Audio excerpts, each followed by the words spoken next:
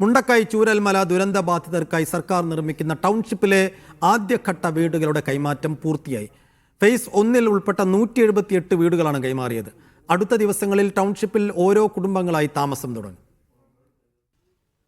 ഒന്നാമത്തെ സോണിലെ ഐ ക്ലസ്റ്ററിലുള്ള 10 വീടുകളും ജെ ക്ലസ്റ്ററിലുള്ള 9 വീടുകളുമാണ് അവസാനമായി കൈമാറിയത്. ഇതോടെ ആദ്യഘട്ട വീടുകളുടെ കൈമാറ്റം പൂർത്തിയായി. ഉപഭോക്താക്കളെ ഉൾപ്പെടുത്തി നടത്തിയ മൂന്നാം ഘട്ട പരിശോധനയ്ക്ക് ശേഷമാണ് വീടുകൾ കൈമാറിയത്. ലഭിച്ച വീടുകളിൽ സംതൃപ്തിയുണ്ടെന്ന് ഗുണഭോക്താക്കൾ പറഞ്ഞു. സന്തോഷമുണ്ട്. പിന്നെ പെട്ടെന്ന് ഇവർ അറിയിച്ചതുകൊണ്ട് നമുക്ക് മക്കളെയോ അല്ലെങ്കിൽ ഹസ്ബൻഡിനോ ഒന്നും എത്തിച്ചേരാൻ കഴിഞ്ഞില്ല. അതെ, സ്വന്തം വീട്ടിലേക്ക് ഈ മാസം ലാസ്റ്റിൻ്റെ ഉള്ളിൽ മാറണം. കൈമാറിയ വീടുകളിൽ എപ്പോൾ വേണമെങ്കിലും കുടുംബങ്ങൾക്ക് താമസം ആരംഭിക്കാം. അടുത്ത ദിവസങ്ങളിൽ തന്നെ കുടുംബങ്ങൾ ഓരോരുത്തരായി ടൗൺഷിപ്പിലേക്ക് താമസം മാറും. വളരെ സന്തോഷം.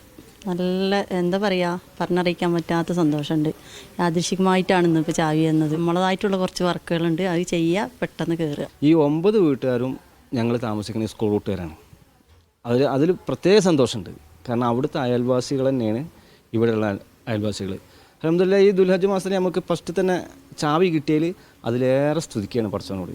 ആകെ 410 വീടുകളാണ് ടൗൺഷിപ്പിൽ നിർമ്മിക്കുന്നത്. ബാക്കിയുള്ള വീടുകളുടെ നിർമ്മാണ പ്രവൃത്തികൾ പുരോഗമിക്കുകയാണ്. ഈ മാസം അവസാനത്തോടെ വീടുകളിൽ താമസം ആരംഭിക്കാനാണ് ആദ്യഘട്ടത്തിൽ വീടുകൾ ലഭിച്ച കുടുംബങ്ങളുടെ തീരുമാനം. കഴിഞ്ഞ ദിവസം കൈമാറിയ വീടുകളിലൊന്നിൽ ഒരു കുടുംബം താമസം ആരംഭിച്ചിരുന്നു. മീഡിയ 1 വയനാട്.